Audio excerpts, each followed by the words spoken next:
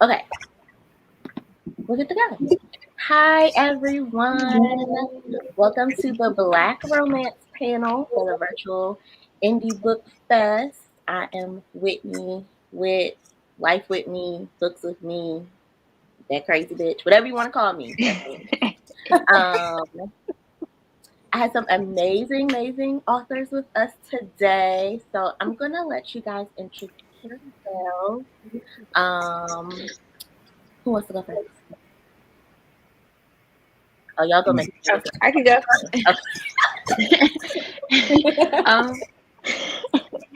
Hey, I'm author Tay Mo'Nae. I am currently an independent author, and I have 50 plus books published right now, and they're all available on Amazon. And I write mainly romance with like an urban undertone. So, been writing for going on 4 years now, actually, this month. Okay, urban undertones. NG. Huh? I said NG. You can go next. Oh, wait, did she froze. Sure. Hi, everybody. Oh, y'all are seeing me fine, right? Okay, yeah. Now we're good. We're good. Can you all hear me? Yes. Okay, because I think y'all were breaking up for me. Okay, hi, everybody. I'm NG Peltier, and I'm from the Caribbean. And my first romance novel, Sweethand, just came out in March. Miss Katrina, Miss Jackson. I'm Katrina Jackson, and I write erotica and erotic romance as Katrina Jackson, but also as Brandy Bush. And I don't know, I write mostly queer shit. So what's up? Karmen. Hi, I'm Karmen Lee, and I write Black romance and interracial romance, similar to Katrina. Lots of queer shit in mine, and throw in some single parents in there as well. So queer, single parent, Black, interracial, kind of in there. And then most of mine, or all of mine, actually are on Amazon as well. I love your guys' description. I just want to say that I love how you guys are explaining it. A lot of queer shit. Queer shit. That's it. I love it. Mr. Virtues. So I'm RM Virtues. I also write a bunch of queer shit, queer fantasy, erotic romance.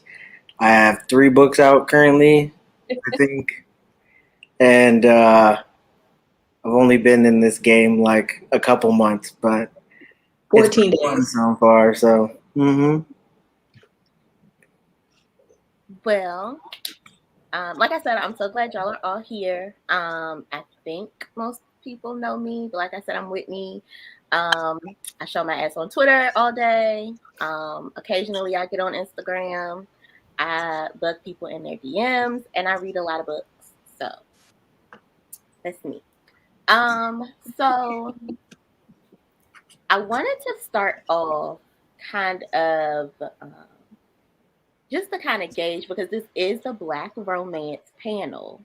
So I guess my first question is, what does Black romance mean to everybody? I know there's a lot of kind of debate on if Black romance, if there's one Black person, is that Black romance? No, that's my answer is no. So one, what does Black romance mean to you in terms of the characters? Do we all agree on that definition that all parties involved have to be Black? And 2, like, what does seeing Black romance in real life, in the media, what does that mean to you? So, y'all have the floor. okay, I'll go first. So for me, I feel like, yeah, it does mean that both parties or all parties involved are Black. In some extent, like, you could be mixed or whatever, but Black, because I feel like for me, Black romance is kind of like the revolutionary thing to do or write or whatever. Like we're in a world where we're constantly not really allowed to have those soft moments or those intimate moments, emotional, sentimental moments. So it's really important to see that on page or on screen or however you see it, because I think sometimes we forget that, like, I mean, other people forget, like, we're still human trying to, have these soft parts of our lives, and we kind of forget that too because we're always, wake up, deal with this, deal with that, and we don't really get the chance to sit down and really think of, like, our families or just the kind of love that you're trying to see for yourself, for your people outside of, like, the struggle every day. So I feel like for me, it's one of those, like, revolutionary things. Like, we still get to do that. We still get to have these soft moments in the midst of everything else. Agree. I'll go next. Yeah, I just kind of feel, I mean, not kind of, but I feel like it's just love between two Black people. Like he was saying, like we really don't have that space or whatever. Like I feel like in the real world, it's like, white and then like Black, but then like you have, like other cultures or whatever thing, they try to group us all together. So I feel like when we're talking about Black romance, it's specific, I can never say the word, specifically for Black and Black. Like there's no other, cultures, no other people involved. Like, yeah, mixed people if they are mixed with Black, but I feel like that's just a space for us to be able to be ourselves, love one another and not have to worry about other cultures or other races coming in and, taking over or whatever. I mean, I think for me, that's the definition I use. And I agree with everything RM and Tay said, but for me, it's less about needing to create a space than the fact that this is just what the world looks like, right? Like I'm from two Black parents. My parents, well, one of them has two Black parents, right? Like that matters to me in terms of representing what I know. And all of my books, whether they're like IR or Black, it's like, it's real. Like these are people who I like know, or like who are composites of people I know, or who have lives that seem familiar to me. So to not write Black romance in my larger body of work just doesn't make sense to me. Like that would be cutting off like something that is vital to who I am and how I see the world. But I also think because I write a lot of queer shit, the fact that I tend to write a lot of Black people in queer relationships matters to me.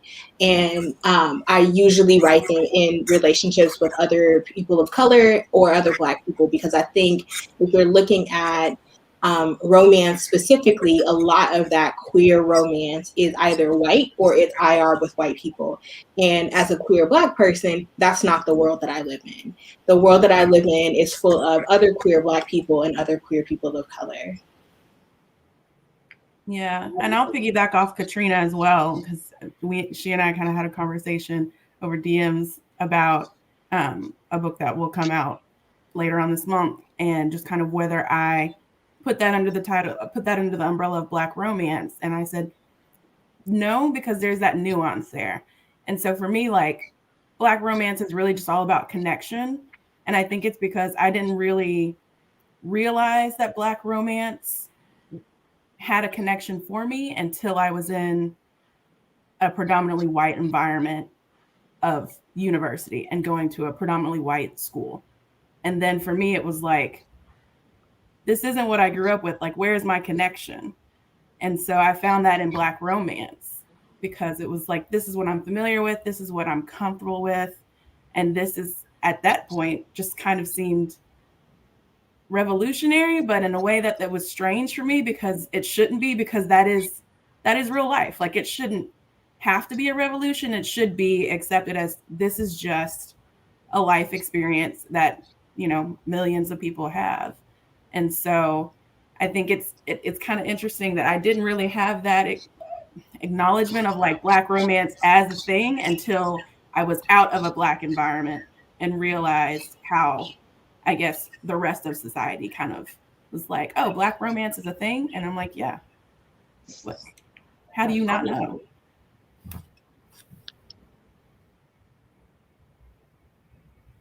NG, any thoughts? Yeah, I totally agree with Katrina and Karmen. It's literally just, my reality. Because while there are white Trinidadians that exist, my family, most of my family are Black. Most of the people I hung out with would be Black or the non-Black people of color. And to be quite honest, the only white friends I have are those online. It's only when I really came online, that I actually made people who were not Black or people of color. And speaking from like a Caribbean context, very rarely do I see Black Caribbean represented, either in books or in TVs or movies. And a lot of times when I see a book that actually has a Caribbean setting, it's written by a white author and it's just these black characters who decide to come here for a vacation. And sometimes they're not even interacting with any of the local people. They're just in a little bubble doing the thing. So for me, especially, it's important to, write a Black Caribbean and the She froze. Katrina, you jinxed her. I'm sorry. It's your fault. I was sending her all my. Okay, I'm sorry. Okay. I'm sure she'll be back, hopefully, if Katrina's, magical power is valid. Oh, there she is. No, yes. No. I think so. Yes. It's really big internet. Like, this is not me. This is big internet. Like, out here trying to scam. It's Big Brother. Okay, sure.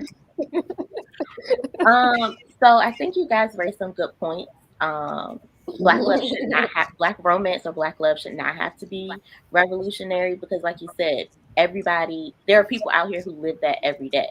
I came from 2 Black parents. They came from 2 Black parents each, so this is somebody's everyday life. And so for Black romance to be looked at as other, for me is a problem because the default is not white, period. It's just not. And so I appreciate all of you here who put Black love into your stories because I just love to see it. Which leads me to my next question. So, first experience with Black romance or Black love in literature or in books. So I know for me, that was an Eric Jerome Dickey book. Milk in My Coffee, actually. So, and I was in there reading, I was like, this is okay. And I was in high school, this was probably had no business reading it. So sorry to my mother, but it did something for me. And then from there, I kind of jumped into urban Black romance, the Triple Crown productions and publications. And it was just so great to see because even though I went to a pretty diverse school, I've never actually dated somebody who was not Black. So I always love to see like myself represented in those stories. So what was your, I guess, first book where you saw that represented for you? If you have one. I'm going to be honest. I don't remember my first like Black book. Like I know growing up, of course, I was always reading like Harry Potter's and Series of Unfortunate Events. Well, actually, I hated reading. I'm not even gonna lie. I hated reading until I was like in 5th grade, and then my teachers made me read, and then I actually fell in love with reading. But my actual first like Black book, I honestly don't remember. But like I know like Rydia Clark, Ashley Antoinette, C.H. Hudson, like all of them were like some of the first authors that I read. Like I would just go to the library, like, oh, I like this cover, pick up a book, you know, so I don't remember, like I said, the first actual book I read, but like those were some of the first authors that I actually read. And then like once I started reading, I'm like, oh, I'm like, now this is real life drama. Like this isn't just like, you know, whatever the author decides to put together. Like this is stuff that people really go through. So I'm reading, I'm like,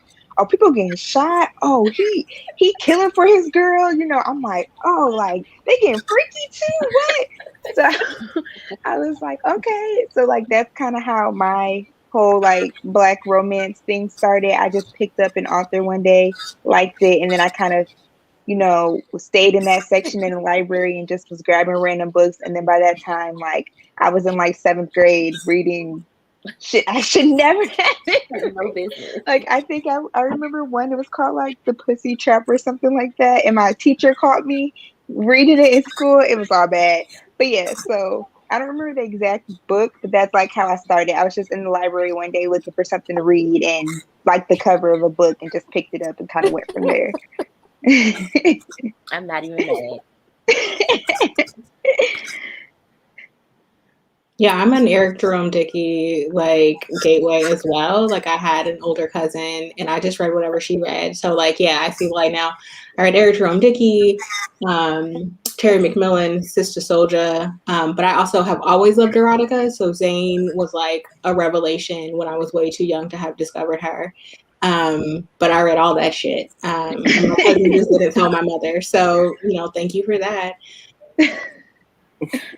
Yeah, similarly, I think 'cause I have 3 older sisters, so that was essentially what, you know, I found in their rooms and just grabbed and started reading. And like you said, Tay, probably reading stuff when I didn't need to be reading it. But then it kind of evolved from there. And I think the big thing for me too is, like I said, I mean, I went to a pretty white university, so there was a good 4-year stretch where I wasn't reading a whole lot of anything other than textbooks. There wasn't really anything in the library that I could go and find. And so, I mean, when it came to Amazon and when people started indie publishing, like that's when I'll just, you know, I get paid. I'm like, all right, I've got $100. Let me go through, you know, the Black and African American romance and just start one clicking whatever I can find and whoever I can find. And so that's just kind of how I continued going. But there was unfortunately kind of a long stretch where I wasn't reading a whole lot of anything I saw myself in. And so thank you, KDP. I guess thank you, Jeff Bezos. Whatever. Can I say one more thing? Yeah, of course. I lied. My first, it wasn't even like an urban book. The first Black people book I remember reading, it was the Drama High series and the Blueford. That's how I got into it. Yes. And then I was like, oh, I want to read more about people like me. And that's how I got into urban. It wasn't even like adult urban. It was like Drama High, Blueford High. That's actually how I got into it. And then I went to the raunchier, you know, adult stuff I should not have been reading. Just want to throw that out there. So like, I definitely read stuff I wasn't supposed to be reading in 7th grade, 6th grade, whatever. But I mean, actually, my first like Black book was pretty fucking traumatic. It was Mildred D. Taylor, that whole series, The Black Family. It's like, you know, it's in like sharecropping and back then, so like these people are getting their house burned down, and you know there's white people everywhere, and you know they don't like them, but like it was what one. It was like I know the Rolling Thunder, Hear My Cry, or okay. You know what I'm talking about. If you saw it, you know what I'm talking about. But it was like, so I went to a very I was the only Black kid in my school until like high school. So we didn't have a lot of stories that were, you know, we had Black people in it or people that look like me. So I didn't really, you know, have that opportunity. But this book was kind of like one of the, you know, slavery and all this stuff. So that's what they put in the library because that's the only part of Black history that mattered to them. So that was the first thing I read. And then it was about a whole family, like a whole Black family. So that was like, it's one thing because I'm like, okay, well, you know, there's a whole Black family, like, you know, but then it was very traumatic. So and it's coming from like a place where I grew up where like they didn't like black people. Like my Mexican side of the family didn't like the fact that I was mixed, that I was also black. So it was like it was one of those things. Like that's why I think it also feels so revolutionary to me because you know I didn't really have that option, you know, and like they didn't like my dad, so my mom and dad didn't end up together because my dad was black and her family didn't like that, and it was like, oh, okay, so like this can happen though, like black people can be happy despite all the trauma, I guess. So that was the first one, but then after that, I found like urban romance, things like that, and was like, okay, so we can have happy endings. It's just not that particular book. So that's not like the only genre of black story that's out there.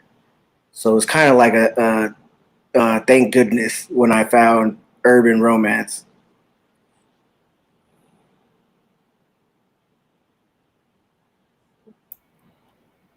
For me, similar to Kat, it was also Eric Jerome Dickey and Terry McMillan. Honestly, before I even found those books, a lot of my reading was very white because I had to get off in a second-hand bookstore. And a lot of the historical romance, a lot of the romantic suspense was white authors. And I don't even know where I got this Eric Jerome Dickey or Terry McMillan from the library because I was like, if I go to somebody's house, it's you see it immediately, see what they have, see what's interesting to me. So yeah, Terry and Eric would have been the first two authors that I could distinctly remember, black authors.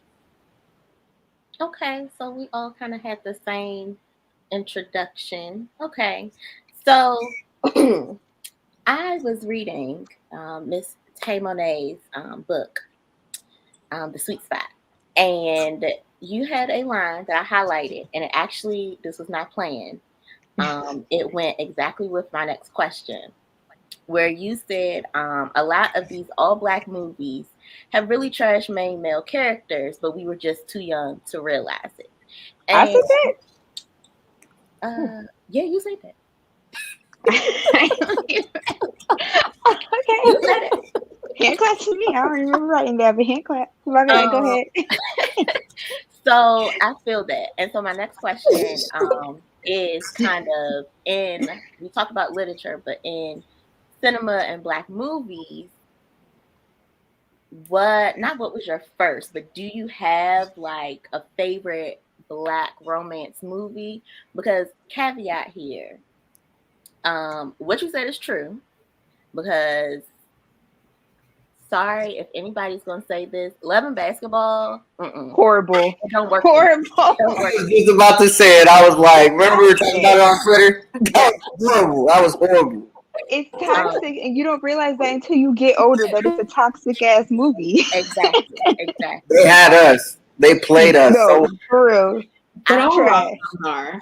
I mean, I went so a lot growing up. I said Love Jones was my favorite. As I get older, I still like the movie, but again, no. So I think the safest choice for me is probably Brown Sugar, which is still a bit problematic, but I love Brown Sugar. So what are y'all's favorites or feelings? Do y'all agree with Miss Tay's sentiments? That these niggas are trash? Like what? They were watching Love and Basketball. You know what? Okay, I remember that line. Mm-hmm. Mine's Brown Sugar. I love Just Right too, and Best Man Holiday. I felt like the drama in it was realistic, and I felt like it was a lot going on too. But I felt like it all came together really nice. So probably those three: Brown Sugar, Best Man Holiday, and Just Right would probably be mine. Yeah, I love Brown Sugar. For me, actually, it's Deliver Us from Eva. And I think it's partially because just the whole family. Like, I have 6 sisters. And so for me, like, that movie just kind of actually fits what growing up with that many sisters, and we do circle the wagons like that when it comes to the men. Like we give the men and women that come in our life kind of a hard time, and you know, you kind of have to penetrate that shell. And I think too, it came at a time where I was, like I said, about to go and like kind of leave my Black environment. And so that was the movie that I hung on to. Like I had the VHS, then I had the DVD, and like whenever all of this whiteness was too much, like that was the movie that kind of like brought me back in and being like, you're fine. Like, here's your comfort space. So like, even when I go, like I love anything Queen Latifah's in. And so, you know, Beauty Shop, I love it. I mean, she's great. I just love her in general, but like Deliver Us from Eva, just no matter whatever movie I watch after, like that one just still has me. But they were some trifling ass niggas too. Listen, they were. I'm not going to listen. I said sisters. I came at it with like you're right. a lot of, you know, Black love. But Gabrielle was strong though. Gabrielle was strong. A lot of the Black movies, they make the females like kind of weak, like and like submissive. But that was the whole thing, right? Because like you're trying to say like she didn't deserve love or didn't want it, didn't get it. She had to be strong 24/7 because she had to raise, you know, her sisters after her sisters died, and she finally gets to like have her happy ending and somebody take care of her for once. So I feel like that was good, and I definitely do love that movie. Like I love that movie because of what they give Gabrielle Union, but the rest of them niggas could go. That one that was obsessed with the dangerous one. That was also my choice, Deliver Us from Eva. Okay. Yeah, no, I would definitely put Deliver Us from Eva. I was just watching that on Netflix. I just thought the whole setup was interesting for that movie. Yeah, I actually think I watched that last year. That whole concept was idea of having to hire LL Cool J's character to distract. Yeah, but those. Yeah, those other guys were trifling. Whatever. It's Love and Basketball. Leave me alone. Are you? Oh my God! It is what the fuck it is. Wait, can I ask you what about Love and Basketball? Like what? No. That He was trash. He was so trash. First of all, this panel-wide slander is absolutely terrible. I do not believe in bullying. We need a statement. No, I am a long-time Sanaa Lathan fan. I will watch Sanaa Lathan and literally fucking anything. I do not care. So it's a couple things, and it hits like, okay, granted, he's terrible. I get it. He is. It's fine. But it hits such a sweet spot for me. Like I really love childhood friends to lovers. Like that is just, I'm always going to be trash for that. I also even really love the next door neighbor thing. Like that really like sort of hits for me. And then even though, I don't know, look, for me, it's earned. Like when the movie ends with him on the sidelines with their daughter and she's in the WNBA, fuck you. That is the absolute best scene. After she begged him to take her, just saying, leave me alone. We're not dealing with we're not dealing with I'll say that. a vibe. Okay, the movie is a vibe. Is thank you for this moment. Okay, and also look, like when they're in college and he is, first of all, I'm not, you know, someone living in a glass house. I can't even think of the fucking thing. I'm so stressed right now because y'all are coming at me. But like, look, when they're in college and he is being an absolute fuckboy to her, but she really like is trying. There are a couple scenes in that section of the movie that are just absolutely beautiful. Like it ends really terribly, but like it's just absolutely beautiful. And you know, just gonna let it be what it be. It's also directed beautifully. Like, it's a horrible movie. You know what I'm saying? Wonderful. The costuming was great. The soundtrack was great. Like he was the only bad part of that movie. That's when like, cause yeah, like the strip basketball scene was great. The first scene where they meet as kids, like that shit was great. Like, you know what I mean? Like that. Everything was great about that movie except for him, like, because he was a jerk, like, you know what I mean? He was but like, so selfish. But So part of the selfish. whole point of his arc, right, and you can sort of argue if it works or not, is he has a terrible fucking example, right? Like his father is terrible and his mother does not help that at all, right? So he needs to see that entire relationship like burn to the ground to realize that he's just heading in the same direction. Which I think, even though I do agree, like I don't think that he, whatever, I'm not even gonna allow that. I'm not even gonna like I'm not even just gonna allow like a valid point. I'm just gonna stand in this. Like I think that like for the time to show a Black man seeing the terrible example that his father set and the terrible dynamic of his parents' marriage is actually and deciding to be different, that's kind of singular in that genre. And I'm gonna stop there. I still love that movie. I don't care. I watch it every quarter. I mean, I still watch it. I'm You're glad right. that you defended it, though. I'm glad. Yeah, that I'm glad too. Shit, go ahead. Because That's the real thing too. Is like he was like if you. I think the issue at the end of the movie was that like we didn't get to see his side, where like he kind of realizes it, has this this conversation with just himself. jumps to the game to the last. Yeah, like this redemption arc to because this nigga was like, yeah, let's play basketball and I'm gonna beat your ass until the end, and then be like, okay, never mind, like I want to play you for your affection. And I'm like, right with my spirit. Okay. Yeah, that's what it was. But at the that same point, sis might as well propose to him too. She might as well got down on one knee because what? She basically did. She was like, "Hey, I'll play you," and you could say, "Yeah." You know what I mean? Like I'd have been like, "Nah, girl, we ain't got to do all that. First of all, I'm hurt. Like, let's not do that."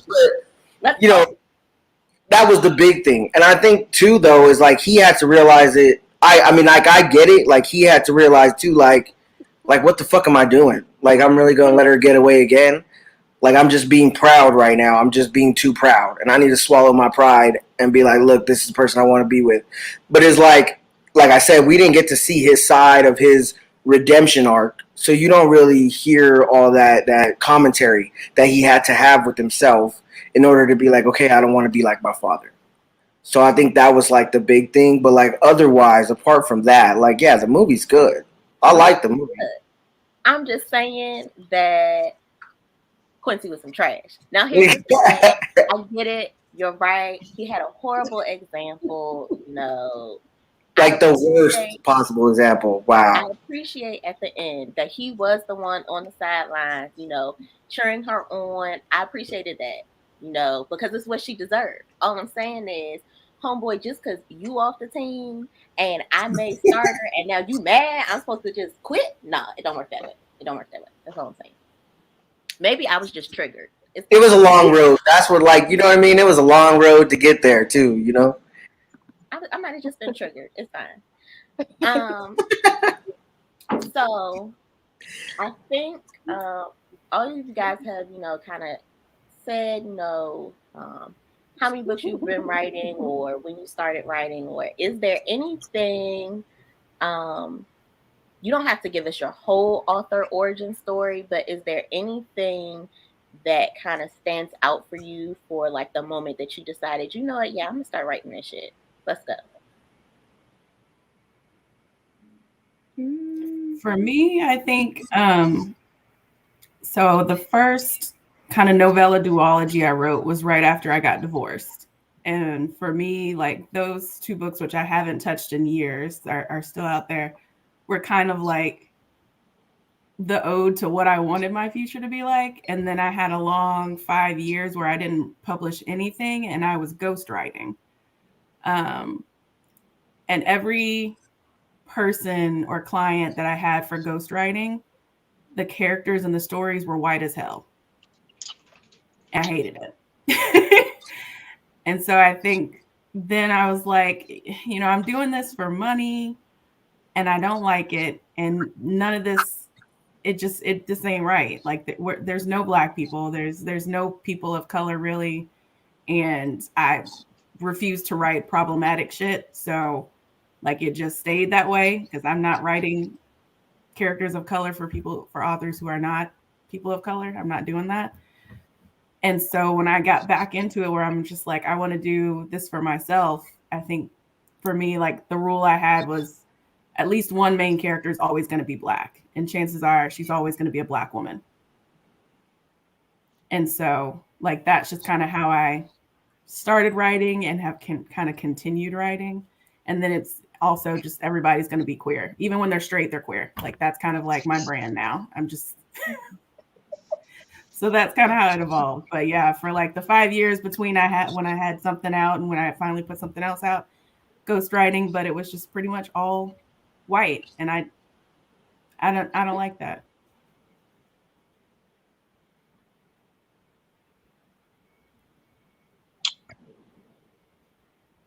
I was bullied. Honestly. That's just the realist. Like I always wrote in school. You know, we had like those standardized tests, and like I always did really good on like when we had to create like the short stories or we had to create, you know, stuff like that. I even remember in like fourth grade we had to choose like one of the Greek gods and like come up with some type of story, and I did Venus, like how Valentine's Day got involved or started from Venus or whatever. So like I always wrote. And then I in Facebook groups, like as I got older, they like used to do like short stories or short story Sundays, and like I just used to like drop stuff in there, like in the groups that they did. And my old publisher, someone sent it to her, and she like wrote, like she like texted me like, "Why didn't you tell me you write?" And I was just like, "Because I don't." And she's like, "Well, I read what you wrote, and yes, you do, and I'm about to sign you." And I was like, "Well, I don't want to be signed." And we literally went back and forth, and she was like, "Just do 3 books, and if it don't do good, you don't got to whatever." So I was just like, "No." So I had like literally 3 other authors under her, like, "Tay, you're about to sign, you're about to sign, you're about to sign." I'm just like, you know what? Okay, I guess I'm about to sign. And it kind of just like took off from there. So I was bullied. Well, it worked. It did. But originally, I just wanted to stay private and just do my little thing and keep on pushing. So yeah, that's my little story. I feel that. Okay. Mr. Virtue. I mean, I've been writing since I was like really young. Nothing really ever had like, there was no structure. I just liked writing stories. I write short stories.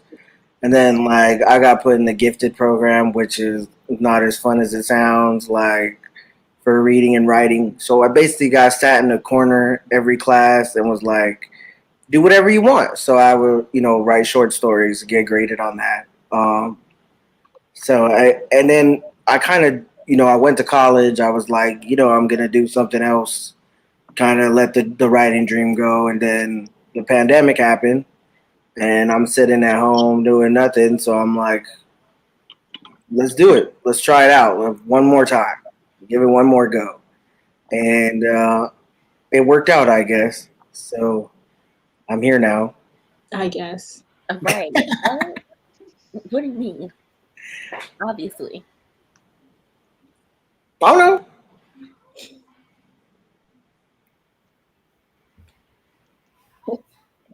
Who's next? Was I done? Were you done? Yeah, I'm done. Oh. I forgot what I said last. That's why. Yeah, I'm done. I love how like the actual professor is like, yeah, no. So okay. Nope, go ahead. So I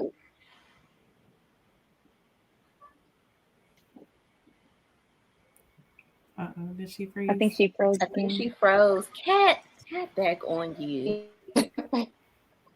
Oh, okay. school is right school, I don't know. and I used to get really good marks, and then which is U.S. system.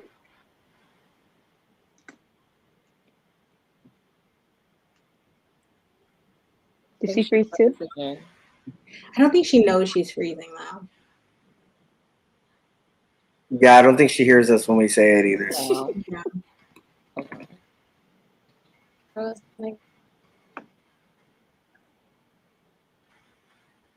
Let's send her a chat.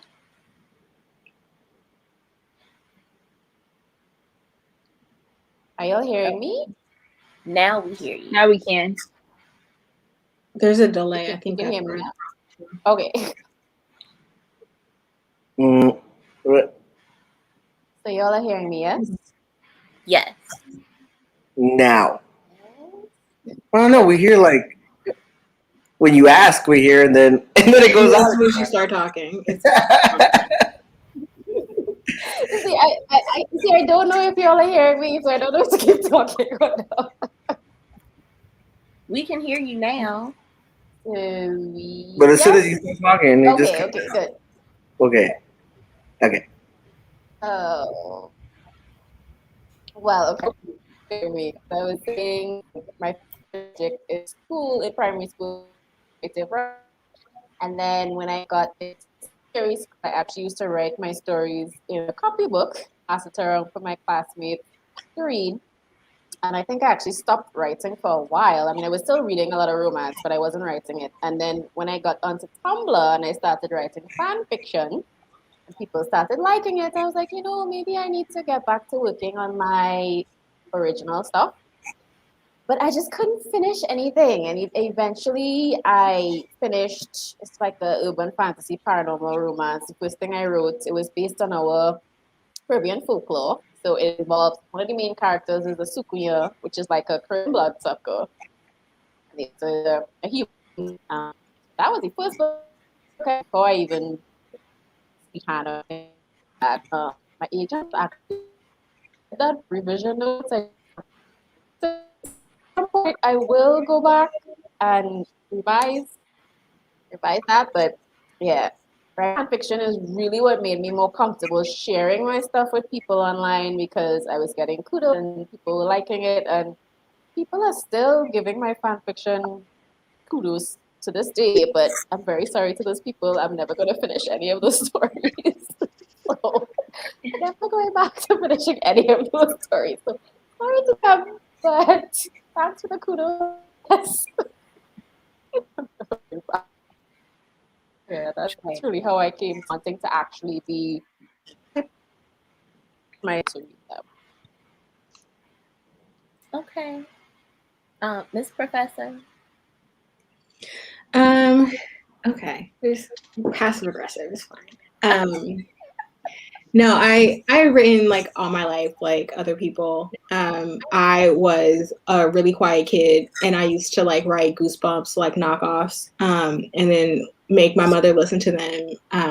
So that was fun. And then when I was like a moody like kid in high school, I was like writing slam poetry, and did that through college, which it was what it was. And then I wrote a lot of fan fiction, and some original stories. By the time I made it to grad school, I still write fan fiction. So if you're giving me a kudos on something, I don't do multi-chapter stuff anymore, but I love an erotic one-shot on some shit that I love. I absolutely still will write that happily.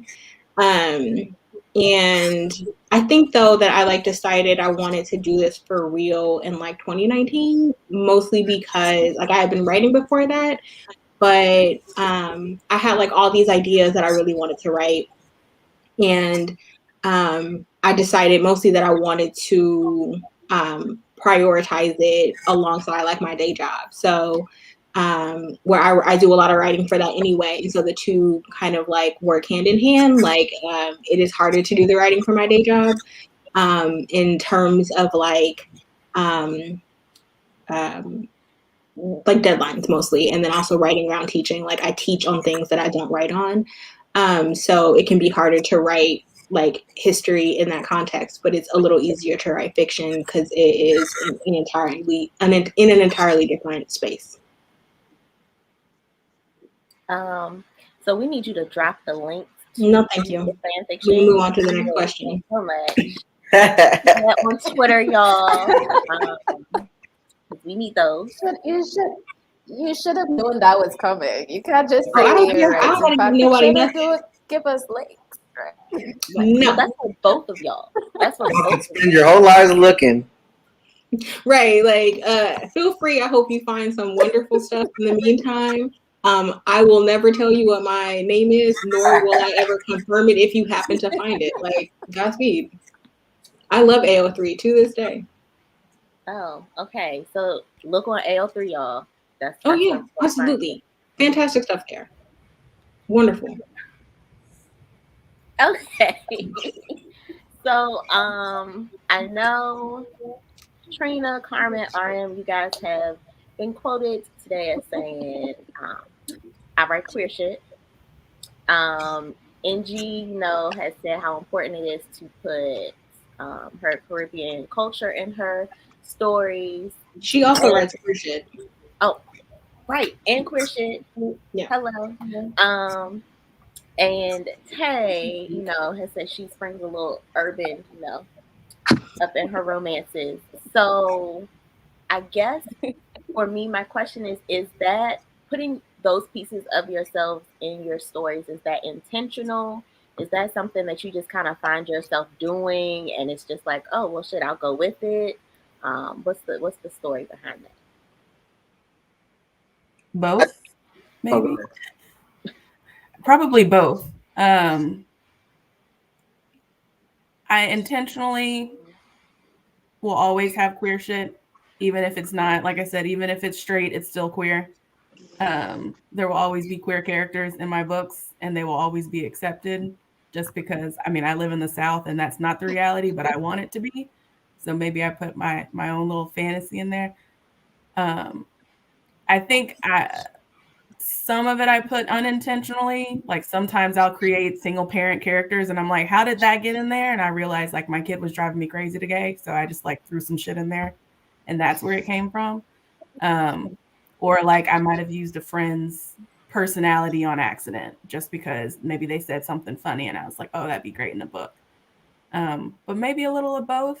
I think unintentionally kind of writing what I live and definitely putting that in just because that's what I see and that's what I want to see. And some of it is absolutely intentional. Like I will always have at least one black male main character. Like that's intentional for me. But everything else kind of just flows in. I think I was joking with some other friends that like one of the reviews I got, they're like, there's a lot of gay acceptance in here. And I'm like, yeah, that was unintentional and it will continue being unintentional. That will always be in there. So thank you. You've got my brand. Thank you. Black and gay. That's the brand. I would say, yeah, the same. Like, at first, like starting out, it was the most intentional thing I could possibly do was putting, queer characters, black characters, characters of color in my book. But now I realize, like, it's not like for me, it's not something that I think about. It's like that's my reality. Like you said, like white's not the default. So like for me, white's not the default. Cishet's not the default. Like those things don't come to me naturally because that's not my experience. So it's very easy for me to be like, oh, this character's trans or this character's black or whatever because that's me, and it's intentional in that I want to make sure I'm always making room for every aspect of my identity and my community. So it's intentional in that way, but it's also unintentional in that like I just see the characters I come up with, like I just see them this way. Even if it's like just I come up with an idea and then it's like, well, obviously like this person's trans or obviously this character is this, and it just comes out like that because I mean like maybe I get like other people might not think, oh, obviously this, so that's why I have to like intentionally say this person's trans, this person's whatever, because for other people the default is not my default. But it's not really intentional to be like, yeah, like queer people are accepted or this space is safe for everybody. Like that's not intentional. That's just like that's the world that I want to live in or do live in to some extent because like I stay in the house, so everything's accepted in my house. So it's like it's safe for me, and thus I want to make it safe for everybody else. For me, the only thing that's really intentional with my book in my books is that they're Black. I've never I won't say never, but I would never make a main character, I would say, not Black or some type of Black origin. Just because, one, I'm not attracted to white men, so I would never make one of my main characters, especially with a white guy. And then, like, I have interracial, relationships with my family, but personally, I'm not heavy on the Black guy with the white girl thing. So, like, that's the only thing that's intentional with me, is that both my characters are always going to be Black. But, like, I didn't grow up in like an urban, in like the hood, I guess you could say, So, like, that's one reason why I kind of migrated more so to romance books, because I'm not, I didn't grow up in like poverty or around drugs and all that stuff. So that's kind of why I left the urban. But the reason why like the undertone thing is because growing up I was always called like the Oreo, because like I did grow up in like an all white school, like my mom didn't send us to like the dominantly Black school because it wasn't really performance high, So I guess growing up I kind of was always the white Black girl. So I think that's why my books kind of have like that urban undertone, because I feel like they I kind of project that, I guess. Like, I feel like they have to have that kind of like setting to be considered Black sometimes, and that's something I had to break away from, and I just had to write, because I'm like, at the end of the day, as long as it's, and it kind of goes back to what we were saying earlier, as long as it's between two Black people, it's a Black romance. Like, it doesn't have to have that like hood or whatever aspect or whatever. So yeah, so I think that's the kind of how my writing kind of got to where it was at, is the fact that I was like projecting what I grew up on and what I was told growing up. And so like the urban undertone kind of stayed, but the general romance setting of it all, like I learned that it doesn't have to be, nitty gritty. It doesn't have to be, you saying, can you say? You go ahead. None of y'all get offended about it. Okay, I know some people don't like it, but like saying nigga all the time, or saying cussing all the time or whatever. Like, I just found like writing the story was satisfaction enough for me. So yeah, that's kind of how I found my tone. Like, I kind of just realized what books worked for me and what way of writing worked for me, and the kind of urban undertone kind of just stuck or whatever. But that's pretty much it. I mean, I think for me, like, at every level, I'm writing to a certain extent, like, worlds that feel right to me. And so I do a lot of stuff like set in, like, say, at universities. I'm a university professor. Like, that's a space I know really well.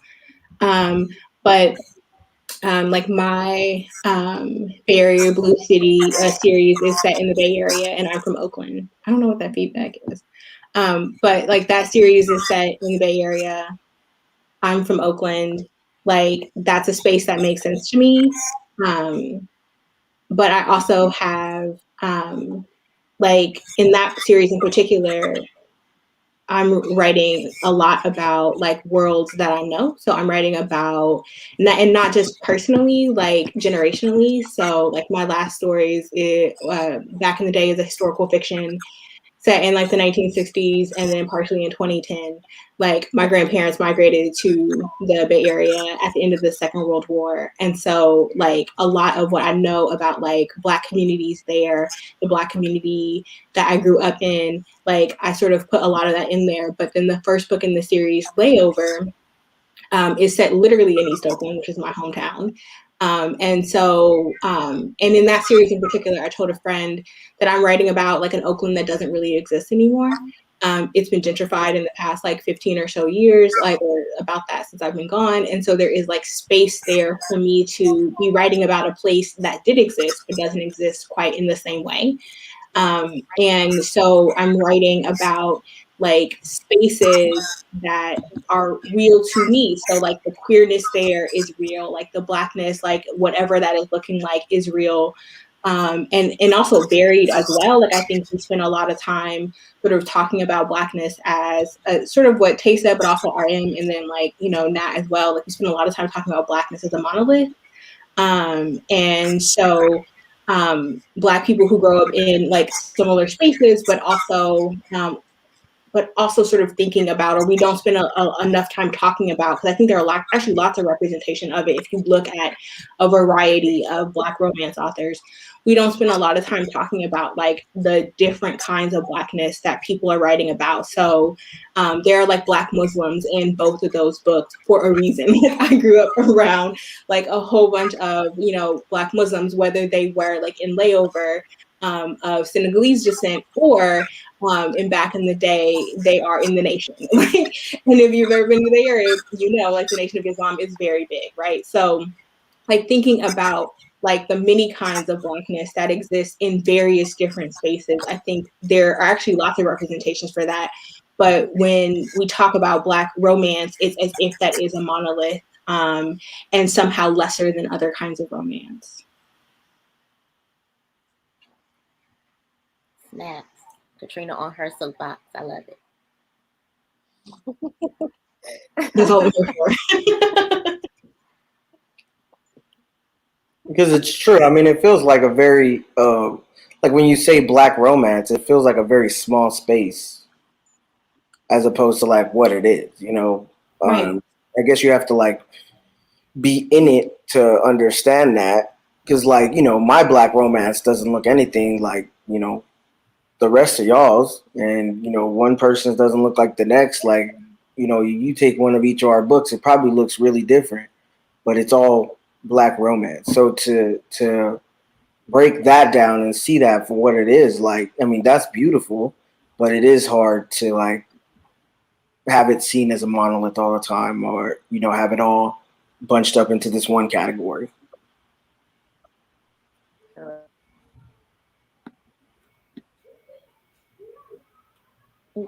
NG, are you there? She done froze. I feel like it only freezes when it's time for her to talk. Right. Like every time it's like and when we're all talking, she was like fine, and then yeah, but as soon as it's her turn, it's like nope.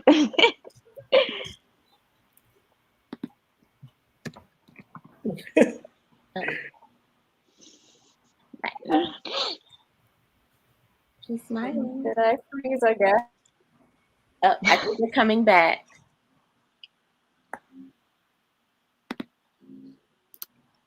She's fine when we're talking, and then whenever she asks if you can hear her, and then after that is done.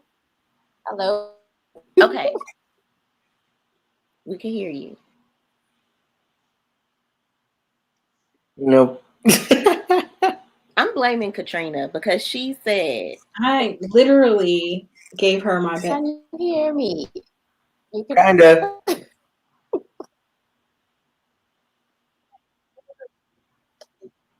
Oh wait, I think we're back. No. It freezes with a smile. So. No. Can you all hear me? Yes. We only got a minute. Oh no.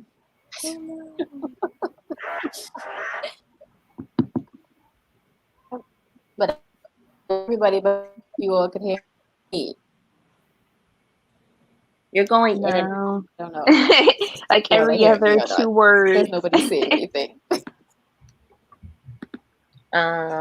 I'm going to tell her to. Oh no.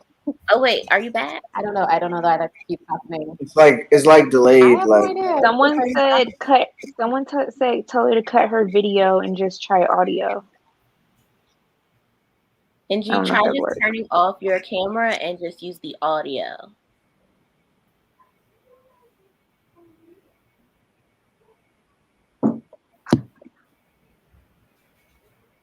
Okay. No. Oh, no. I don't know if that worked. Oh, okay. Hello. hello. Are you all hearing me? Yes. So video worked. I don't know if you're hearing me. You're breaking up every now and then. Yeah, I I think can't. it's just her. I think it's just her connection. I don't think it's the Yeah. actual. So yes, you are hearing me. Oh, now we can. Well, I can. Right there. No, Don't move. I'm like, Yeah. whatever you're doing right now, stay there. Right? Freeze frame. I don't know because when I try typing in the chat too, it's Yeah, I think it's just the connection because she's typing in the chat, but it's like delayed.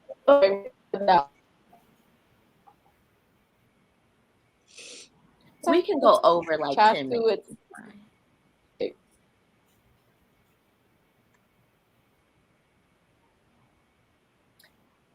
Okay, I sent a chat saying try signing out and then signing back in. Okay, so if y'all are hearing me or not, no idea. Yeah, I don't even think she's seeing the messages. Nat, can you hear us?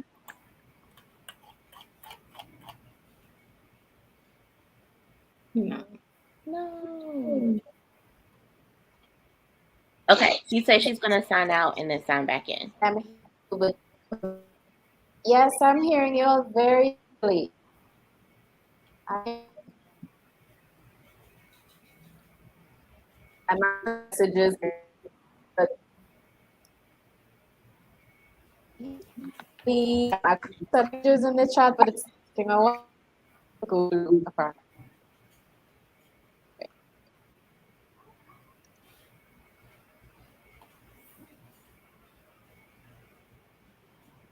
I think she put out again. Okay. Hopefully she'll come back. We can go a little bit over. So while we wait for her to come back, my last question is going to be, what is something that you want everybody who's watching this or going to watch this, what was your like favorite part or favorite, I guess, aspect of your latest release or whatever you're working on right now? I love inside scoops. I think my favorite part of writing back in the day was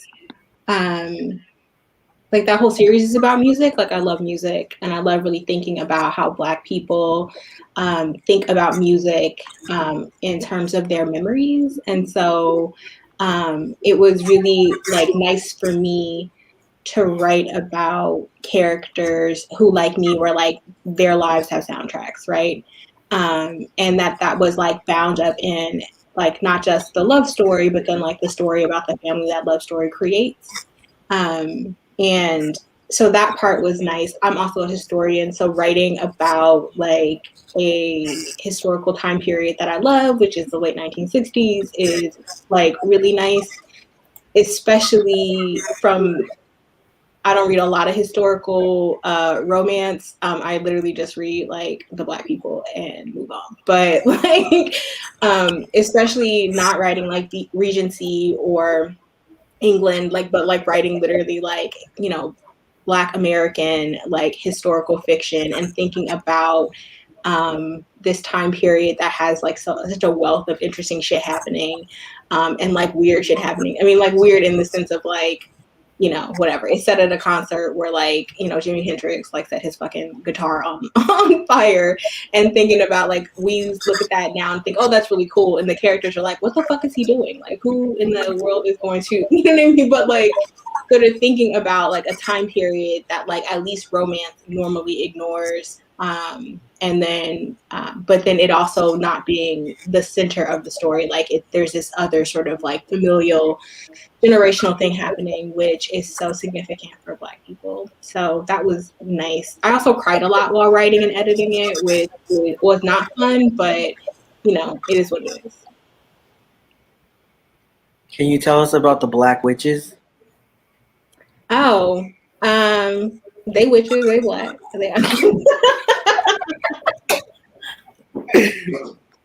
I mean, that's the answer I was expecting, but you know. Right. No, I mean, I can a little bit. Like, I think that like it's not like bloody like horror, like I couldn't write horror, but part of what I love about like witch stories like generally is like thinking about like the price you pay for like the magic you use, and also like how vengeance sort of wraps up in that. And so I'm setting like this Black witch story very much about like, and also then for Black people in blood as well. And this story sort of has its roots in slavery. So thinking about like that price that maybe you pay that was not paid historically in blood, and kind of thinking about how that can become the basis of like a paranormal story that has some complicated like romance aspects. But yeah, I mean, there's gonna be a lot of sex. That's the other thing. So blood, but then also a lot of sex. There you go. That's what I got. You know that. Perfect. Before the next person goes, I just want to point out that Linnell, Kai, and I are still talking about this Freaknik historical. Okay. Every time people talk about that, I want to remind you that Shay Sanders also said she would be interested in writing that. So why don't y'all ever harass her as well? Because I love want that as well. Shay said she was interested. Please also harass her. I will harass both of y'all. That's fine. Okay, as long as we are spreading that energy equally, because I also want to read it. I don't even know what that is, but I could definitely see Shay writing it. Just because it's Freaknik, and I can just see her writing something about like Freaknik. Like. Exactly. I think that's as far as we got, and she said she would do it, and I was like, "Great, please send it to me." I can see it. We need that if you're watching the Shay. Right. Okay, so RM, what is something you want the people to know about Keep Me Close? Because that's what I want to know about. I mean, just that like I put I put so much of myself in that book. It was a very personal experience, but it was also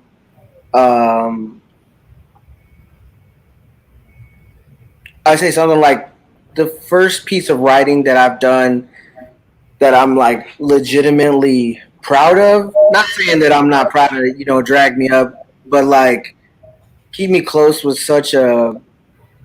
I felt like I did a lot better on a lot of things. But like there's disability rep, which was really important to me, and then obviously trans Aphrodite, which love of my life. Like one like my favorite heroine I've ever written, Hephaestus, which is also probably one of my favorite heroes I've ever written. Like it's this thing of like you have these representations of these characters. Like Aphrodite's hella reckless. She thinks with her heart, not her head. And Hephaestus thinks with his head, and everybody thinks he doesn't have a heart because of it. And they kind of find a way to like exist together and make that these weaknesses into their strengths, which is kind of the whole thing. By themselves, they're fine, like on their own, they can work just fine. But like together, they're kind of unstoppable because now you've got your all your weaknesses are now enforced by the other person. So I feel like that was a big thing. And then also it was fun because like there's a lot of Easter eggs about books down the line. Like I really went all the way in with like hinting to future books, like books I haven't talked about yet. So 5, 6, 7, like, and it kind of like it's kind of my promise that like we're gonna go all the way with this. Like we're definitely gonna continue this. And then there's just a lot of sex. You know what I mean? So hate sex, love sex, and the middle sex, like it's all in there. So it's just like it touches a lot of places. Like that wasn't supposed to sound the way it sounded, but it does a lot of things outside of that, and then it comes back and does that too. So I feel like I kind of hit a lot of bases that I might have missed with Drag Me Up, and I just hope that I didn't peak is basically what I'm trying to say. I don't think you did, but I'm biased. Tay, what do you want? What was your favorite, I guess, part of your upcoming release, writing that, or what do you want the people to know? Okay, so I said that in 2021 I was going to write about more broken men just because I feel like men, it's always the girl who has to be like put together. It's always the girl who has like the mental issues or who's going through something. So I said like this year I wanted to write about more men, kind of going through, mental battles, stuff like that, like highlight that or whatever. So in my upcoming release, it's called Tattoo Your Name on My Heart. It comes out next month. Available for pre-order, just so you guys know. But basically, it's about a tattoo artist and his apprentice, and he is very, very closed off to love. He doesn't really know. He doesn't know how to respect women. He doesn't know how to accept women. He doesn't know how to accept affection or intimacy or whatever. He was abandoned by his mom when he was a child or whatever, and his dad, put him through some pretty traumatic stuff. So he grew up in a really like dark place or whatever. So my heroine is the complete opposite. She went through her own like trauma as a child, but she's very sexually active. She's very like, I guess, sexually liberated. So they're complete opposites, and it's kind of just them finding a balance and kind of healing each other through everything that they've been through. But I honestly feel like it's one of my best works, because I felt like this book had a lot of different emotions, a lot of different aspects. I'm really big on therapy too, and therapy is really highlighted in the book because I feel like a lot as a Black community, I feel like we all think, well, we're kind of programmed to think like you're crazy if you go to therapy, or what stays in our house is in our house, stuff like that. So I really tried to highlight like therapy and healing and growth in this. So I feel like there's like a lot of different aspects that people can relate to, even if it's not about the traumas that the characters went through in this book. I feel like a lot of the stuff that is talked about and brought upon can be related to and can help other people. So I hit a lot of different goals, I guess you could say, that I wanted to do with this book this year. And so I think it's going to be like probably the best book I put out, just because, like I said, I put a lot into it, and there was a lot of things that I wanted to focus on and touch on that I felt like I did. And I think it's one of the best character developments I've ever done. And like, not even just saying that because it's like my most current book, but I honestly, like, if I go and look through my whole catalog, like, I honestly feel like it's going to be hard to top when it comes to me like developing the characters and everything. So yeah, Tattoo Your Name on My Heart comes out September 5th. Available for pre-order now. Pre-order. Now you reminded me that September is next month. Jesus. I know, crazy, right? I think we have NG back. So, NG, what do you want the viewers to know about your favorite piece of Sweethand or whatever you're working on now?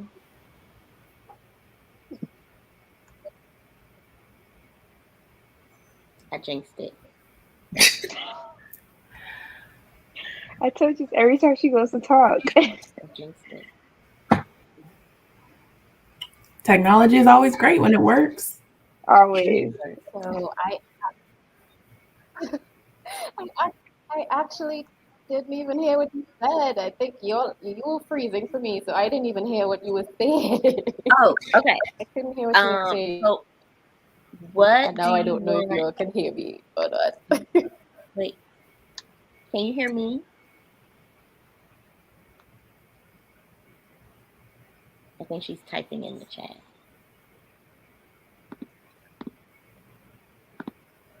Okay, we'll jump to Karmen, and then we'll come back to NG. Karmen, what would you like people to know about Sips of Her Cup, which I do have on art? So, how do you? Great. This one was interesting. I think both of the characters kind of actually represent like kind of two different areas I was, and just like my journey to being the queer person that I am. And so I think also it's kind of also kind of like a love letter to queer people in the South, just because that's where I am.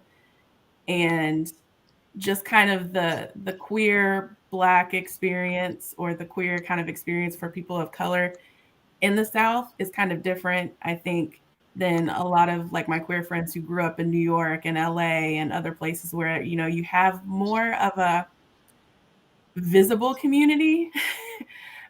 Because I think, like, I'll just say on my mom's side of the family, I am the only visible queer person. I'm also the only person who's had a non-Black relationship.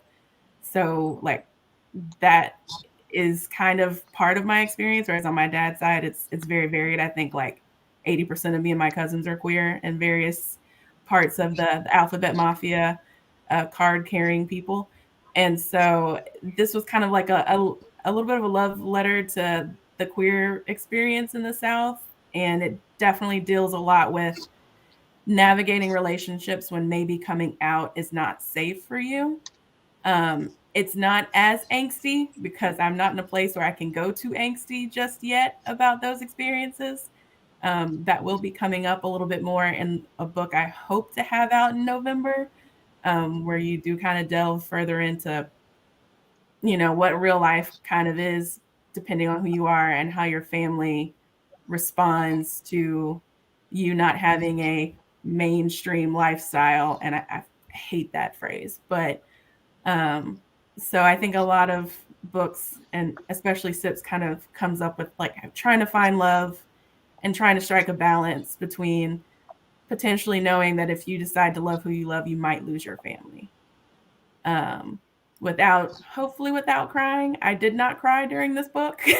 So, like, am I about to be in my feelings? Like, I don't think so. But at the same time, I'm a little desensitized having lived this for 36 years. So like, maybe. Okay. Prepare for feelings. Okay. Yeah. So there's feelings, and there's just like learning to kind of stand up for yourself and like figuring out what you want in your relationship and what you might want in your life. And then it's kind of similar to RM. I start more obviously teasing that there might be different books that come that have some of these some characters, some feelers out there. Nothing set in stone. 2020 has like ruined my ability to focus on things. But yeah, I think it's a cute story. There's definitely more sex in this one. I read lots of filthy stuff, and yet somehow I write borderline sweetness. I don't know how that happens. So, Okay. NG, close us out. Okay, so I hope you all can hear me. I'm hoping you can hear me. Right, so my favorite, yes, good. My favorite part of Sweethand, Sweethand is set in Trinidad, my island, where I live, where I grew up. So my characters, they're all Caribbean characters, right? So that was one of the favorite parts for me, showcasing some of the things, the Trini things. So like the food that I mentioned in books, the music, and Kieran is a music producer, right? And my favorite music.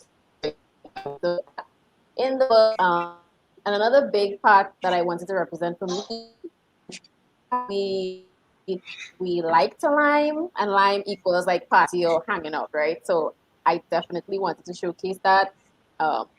We will always find an excuse to have a get together with food and drinks. So that's something that's always going to be in my book, because we can have two people, we'll make a lime. I mean, we can't really do big family stuff now because of what's happening. Because every year my uncle in January, he would have this huge together where all the family, and I have a very big family. So that was my favorite thing to in Sweethand. What do I want people to know about the book?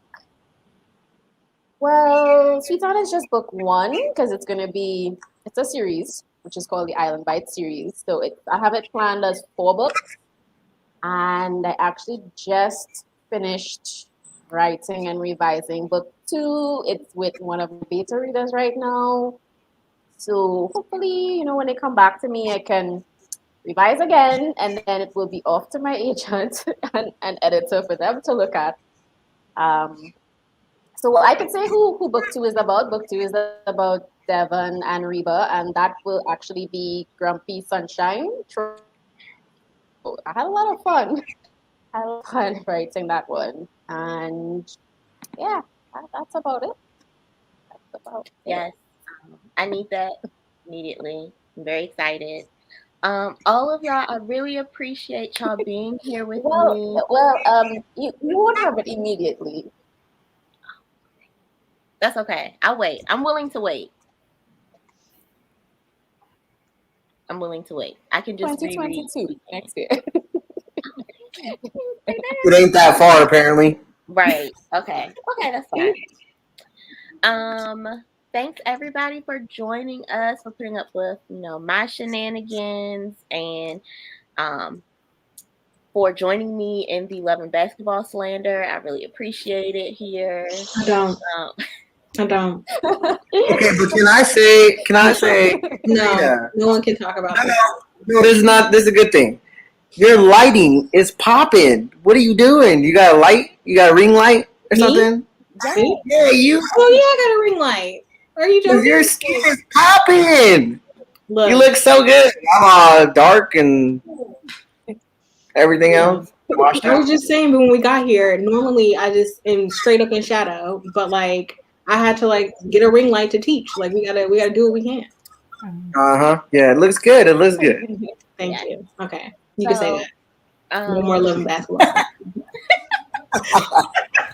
Okay, that's fine. I'll just bug you about it later. It's fine. So thanks everybody for joining us, and definitely check out the links in the description box. Grab all of these amazing people's books, read them, promote them, review them, throw your money at them, so that I am not the main one being broke out here. And we'll see you next time, hopefully. Bye, everyone. Bye. Bye. The broadcast.